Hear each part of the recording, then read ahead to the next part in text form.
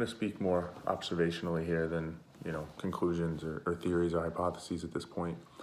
But I'm reading the book, The Molecule of More, which is a super good book, super interesting, well written, I think. Interesting kind of approach to it. And it's pretty much about dopamine. It's about the chemical in our bodies that they call it the desire chemical often. It's the thing that makes us want things, makes us desire things and feel the need to get them, right? And in some cases that's good, right? You can have dopamine, which wants us, to fall in love or meet somebody and procreate, get ahead in life, get a better job, get nicer things, etc. Sometimes it could be manipulated through drugs and all these different things. But what's interesting about it is the power it has over us as humans.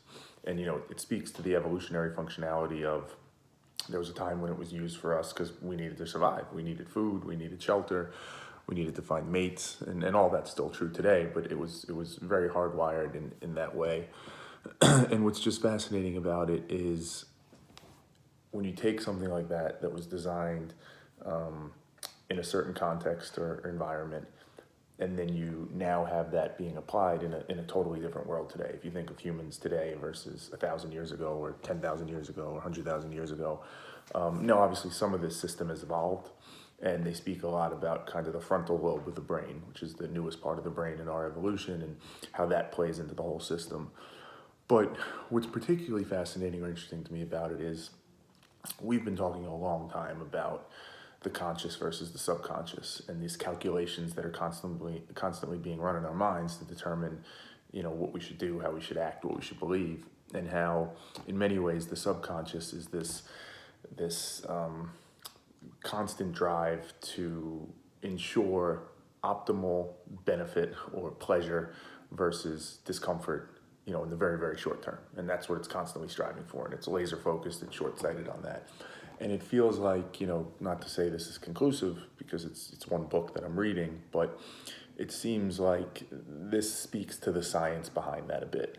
That subconscious we speak of in theory is really that dopamine release, that desire dopamine that's pushing us to say, no, you want that thing that's going to make you feel good, right now.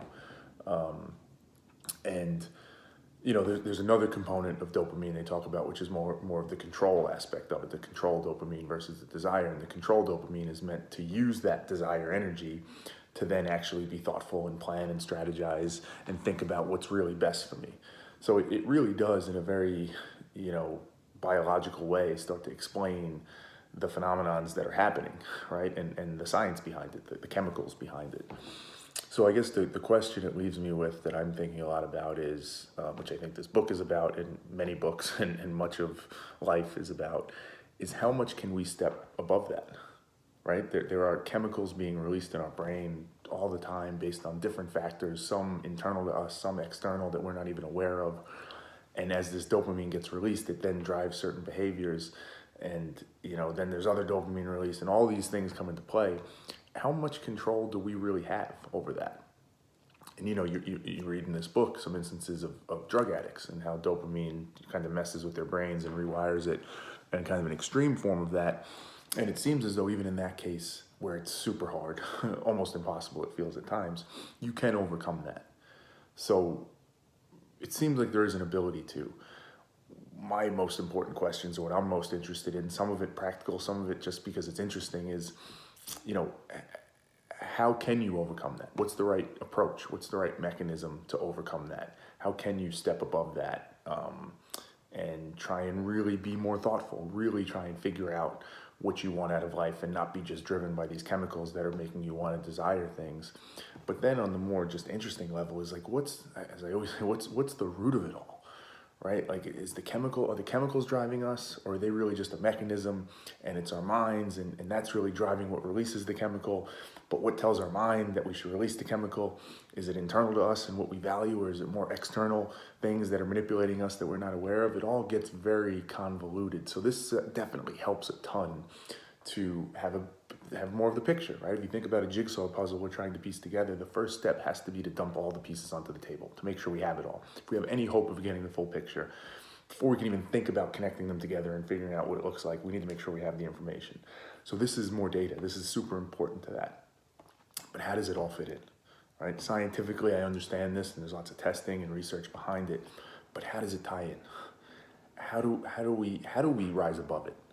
Literally, like how does that even work? If these chemicals are at play, are there other chemicals that we're not aware of yet that allow us to step above those chemicals? Is there some sort of like physiological tolerance that we can develop? And that's part of the repetition of doing hard things, is you kind of train your mind to say, hey, I know that dopamine's there or whatever, and it's telling you to do X, but we're gonna do Y anyway, and you just have to build the tolerance towards it, literally. What are the actual mechanisms? What can we do practically to improve our lives with it, and how does it all fit together? These are questions that this book is really helping me think better about, but still a lot more thinking to maybe get to answers one day.